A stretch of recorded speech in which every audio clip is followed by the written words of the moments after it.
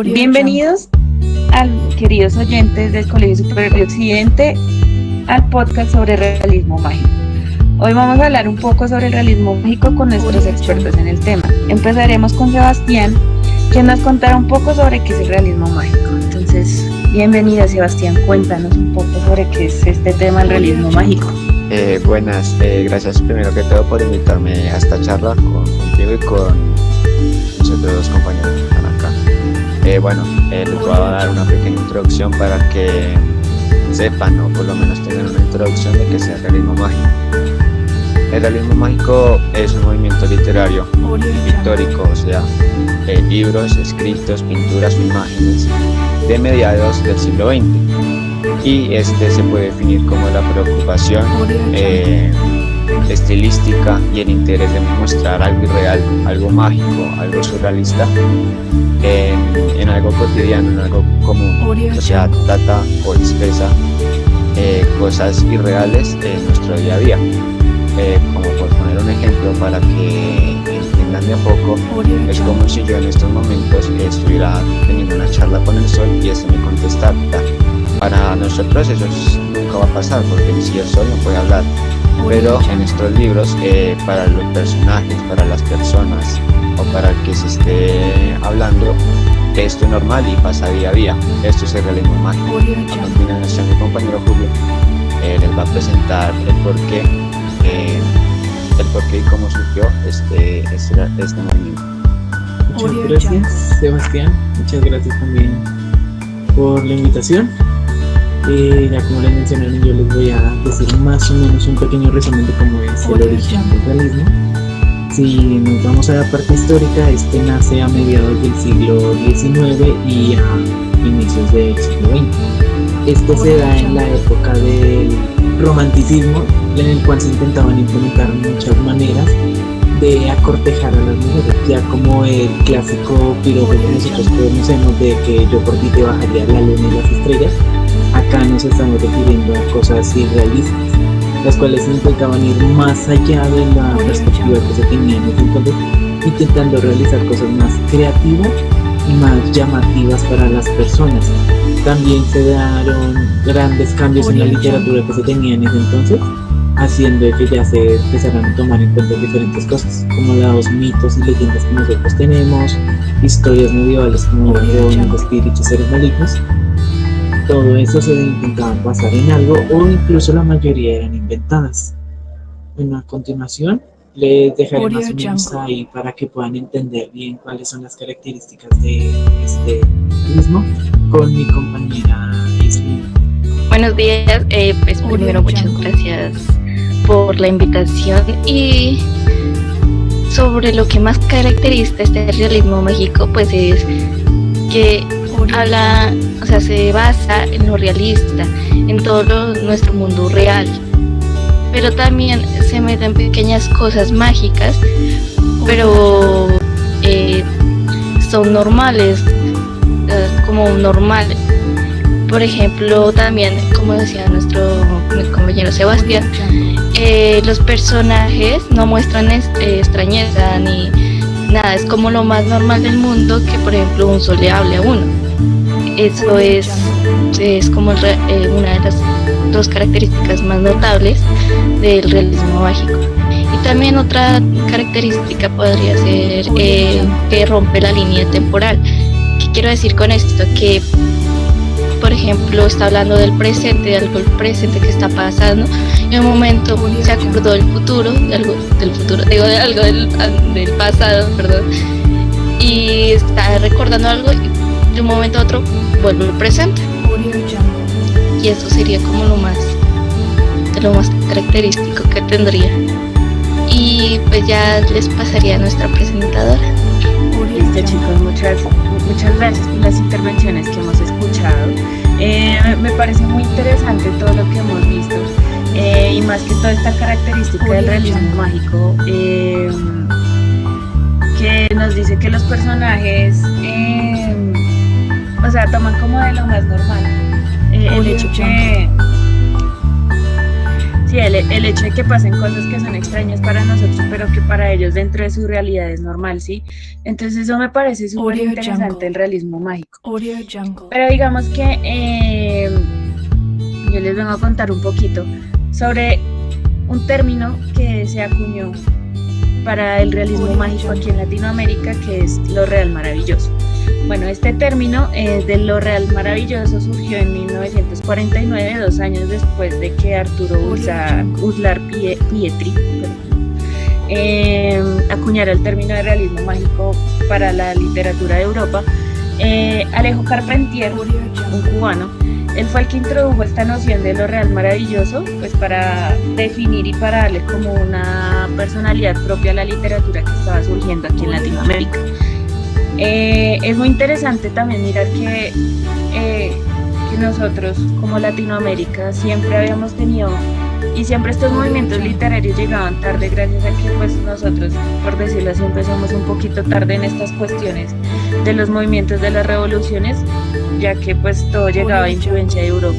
Entonces me parece muy interesante que personajes como Alejo Carpentier lleguen aquí con su noción de propiedad, de identidad, se puede decir, latinoamericana, regalándole un término como lo real maravilloso, pues para referirse a esta nueva literatura que estaba surgiendo. Entonces digamos que él empieza diferenciando un poco, diciendo que el realismo mágico pictórico se refiere a la combinación de formas tomadas de la realidad de tal manera que no se ajustan a la normalidad. Sí, pero que lo real maravilloso latinoamericano nos dice que aquí lo insólito es cotidiano, digamos, como nos mencionaban nuestros compañeros anteriormente. Cualquier cosa extraña, tener conversaciones con el sol, viajar al futuro o al pasado y volver al presente, son cosas que para la sociedad y para los personajes de este tipo de literatura, de estos libros, son totalmente normales, pero que para nosotros son insólitas y son raras.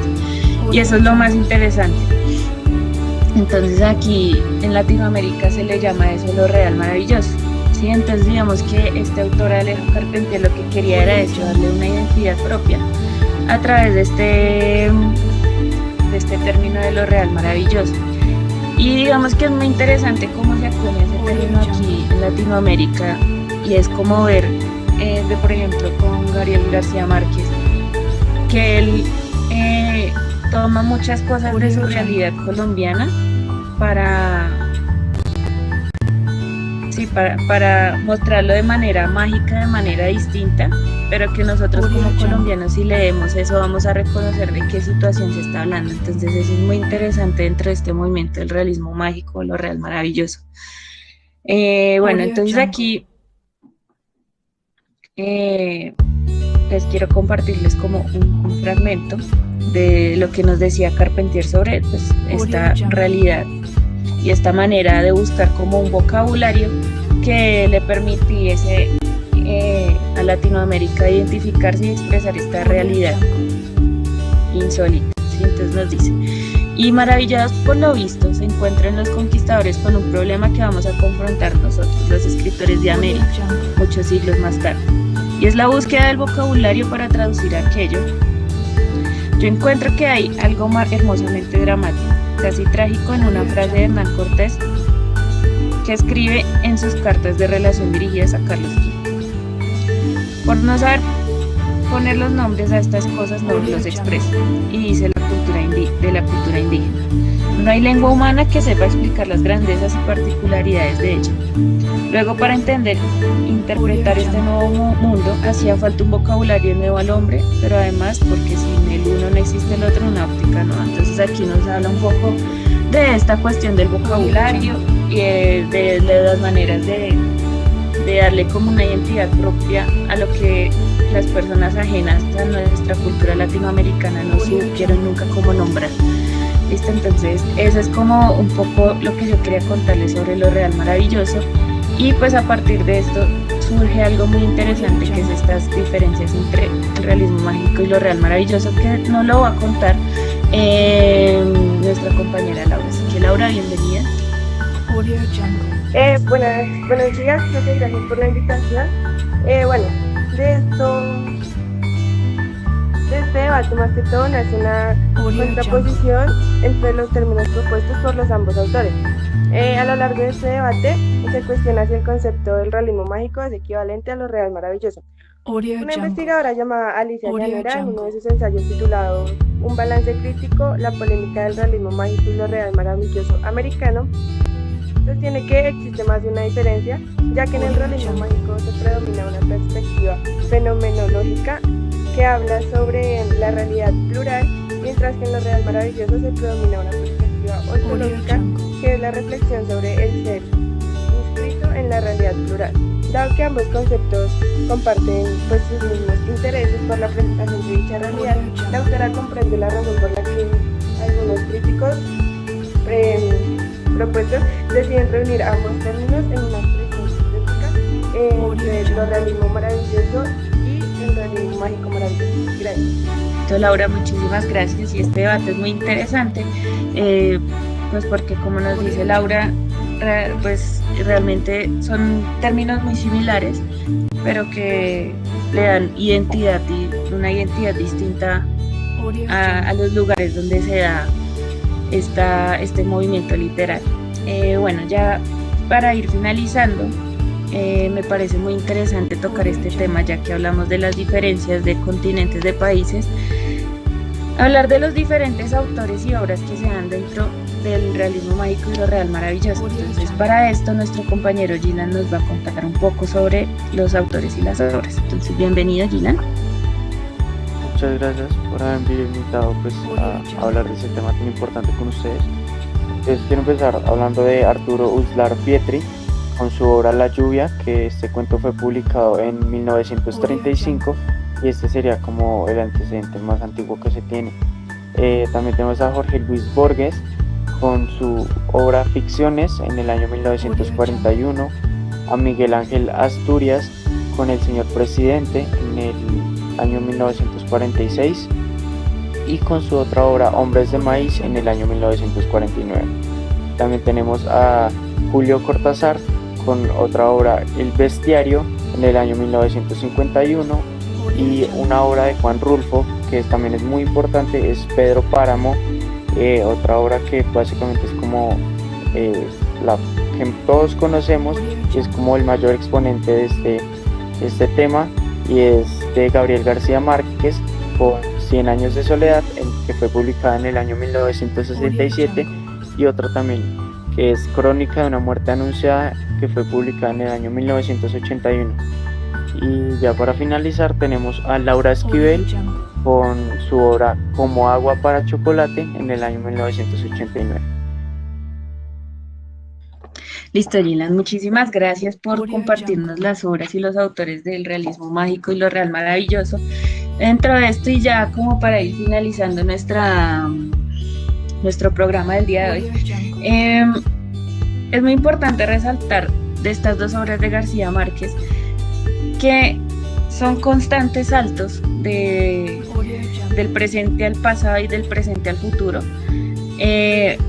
para explicarnos varios hechos. Digamos que en obras como Crónica de una muerte anunciada nos va a estar se va a estar como devolviendo mucho siempre como al primer hecho, que es como siempre empieza como por el final de la obra, y se va a estar devolviendo a constantes momentos en el pasado y también en ese futuro, que es donde empieza el libro. Entonces, digamos que esa es una característica de las que nos comentaba Islin, que es muy importante y muy interesante también, que es esos saltos en el tiempo, romper la temporalidad, y en 100 años de soledad es la misma como estructura. Entonces, es muy importante resaltar eso.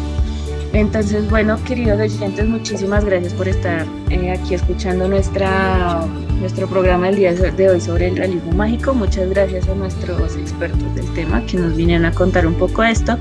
Y entonces los dejamos con un video donde nos van a contar un poquito sobre el realismo mágico. Entonces, muchas gracias y que tengan un buen día.